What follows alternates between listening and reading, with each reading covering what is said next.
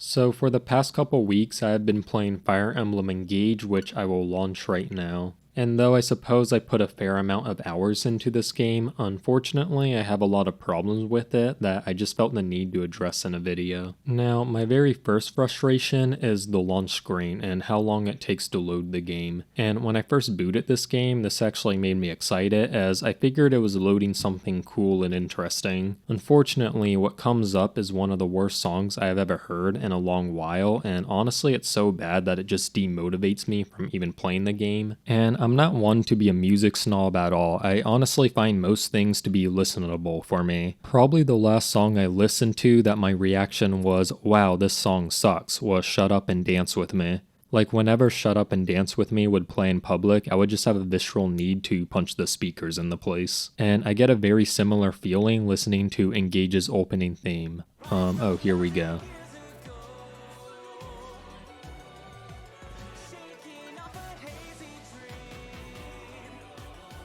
It sounds like a thrown away isekai anime opening. Yeah, I can't take any more of that, and I don't know why the game can't just take you to this screen right away, as I reckon that would cut down on the loading time quite significantly, and you wouldn't have to listen to an annoying song every time you boot up the game. Anyways, I'll enter into my completed playthrough here. So here we are in Fire Emblem Engage, and as you can see, this is yet another video game that decided that they just had to give us a laggy and ugly 3D world that no one asked for. And I really don't understand this new trend of every game adding a really crappy 3D overworld. It just makes every task very annoying to do, and it doesn't really add anything. Like, I guess the whole point is for it to be more immersive or whatever, but like, here's a character appearing out of nowhere. And she's gone. And there she is again, and gone. Anyways, you basically have to run around a lot between the shops in this game. So here's the smithy shop, and you have to go here if you want to upgrade your weapons, and then if you want to buy weapons, you have to run all the way to this shop here. And it just becomes super annoying to run around between the shops when they could have easily implemented all this into one game menu. Not to mention, your character runs at the speed of a nanny. Like, look at this running speed, it's abysmal. Look at the posture, she's all hunched over and just not even trying to get anywhere fast.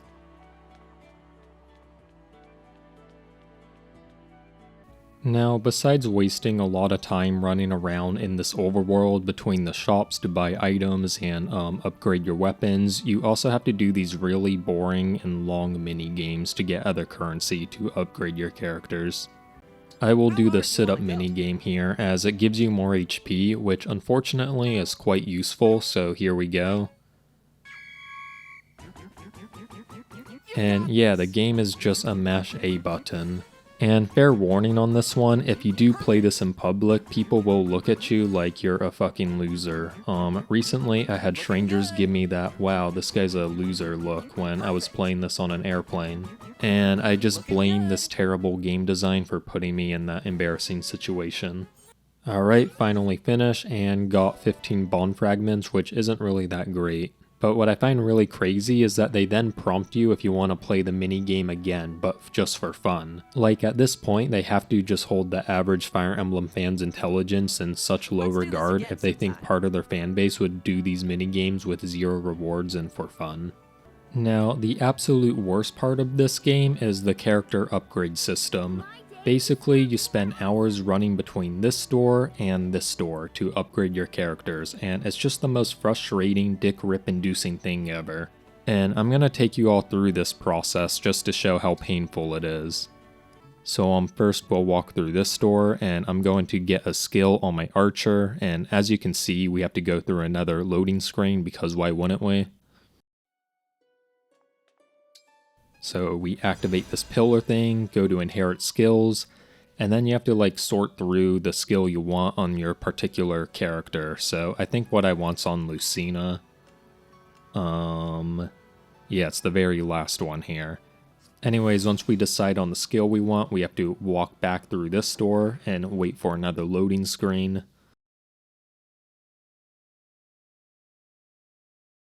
And then we go to this store where we have to do these long and boring arena battles to actually unlock the skill. And I will just speed up this part of the video as this takes about 20 minutes to do.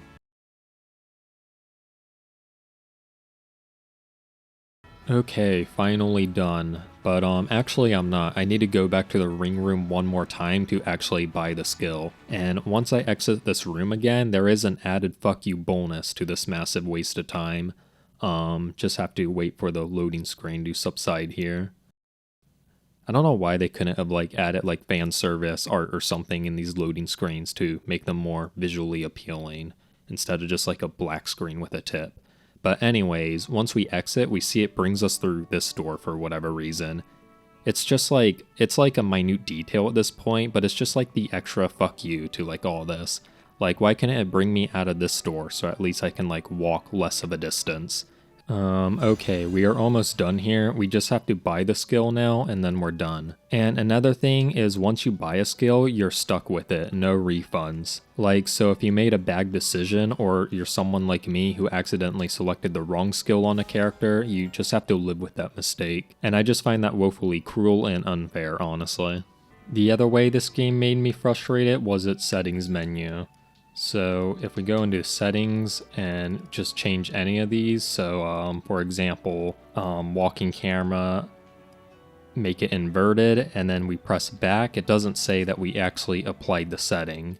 So now my camera's all inverted, but I didn't know I changed the setting. And actually I had this very issue playing this game of my vertical camera being inverted, and I assumed it was just an issue with my controller.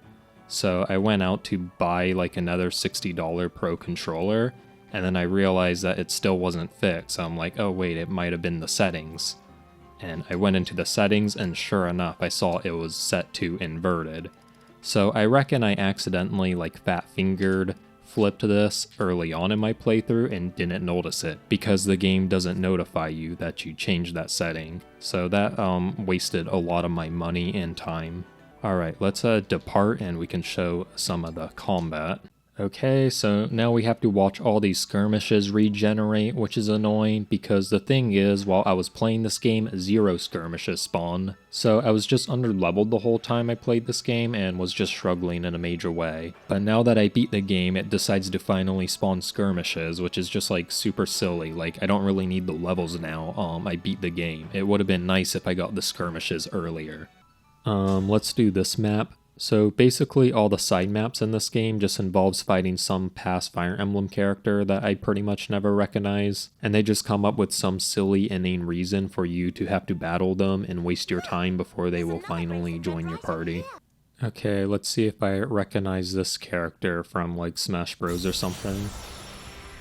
Nope. Oh, there it is. We have to fight him again so he can join our stupid squad. Like, I bought the DLC, why is the content I paid for locked behind a map?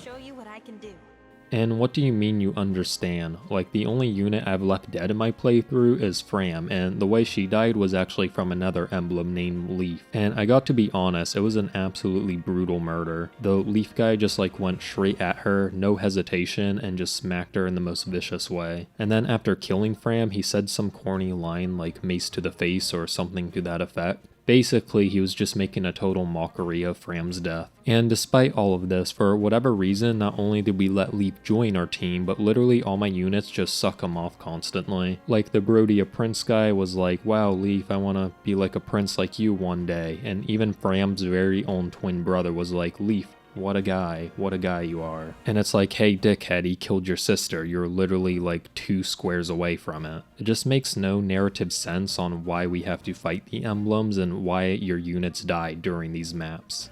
Now, the gameplay in this game is overall way too difficult, and honestly it's just annoying to play. The enemies give you no time to prepare, like look how close they all are to me on turn 1. To prove my point, I reckon if I just end my turn, I'll just lose right away on turn 1. Let's see.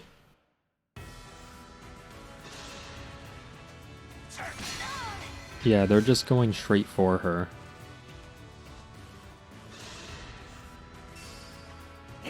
And she's dead. Wow, that's crazy. It's hard to explain, but in past Fire Emblem games I've played, the maps more ease you into the difficulty. Like, it's unheard of for enemies just to surround you and kill you on turn 1. And also in past Fire Emblem games, my strategy would honestly be to just AFK and let the enemy suicide into me, and it was like more a bit chill. But in this game, it's more like designed to make you input all these actions on all your units, and it becomes really tedious and hard to keep track of. So I'm gonna use my Ike here, and I think this is the best weapon for this case. And gotta do something with this guy, and basically every unit has to do something on your turn, because just the way in which the game is designed with its break mechanics and enemies having skills and combos that make them do more damage if they initiate, you're basically forced to input a lot of actions on your phase, which just becomes very tedious and annoying to keep track of. And then this guy, we'll just put him also out of enemy range. Alright, so are they just going straight for me again? They should go for the Ike. They usually like get baited by the Ike ult. Yeah, he's just killing me again. It's so annoying. I can never like predict the AI in this game. Okay then. Yeah, I guess just mark that down as another reason I hate this game. The AI is not consistent at all. Anyways, I think I've had enough. I'll just end the video here.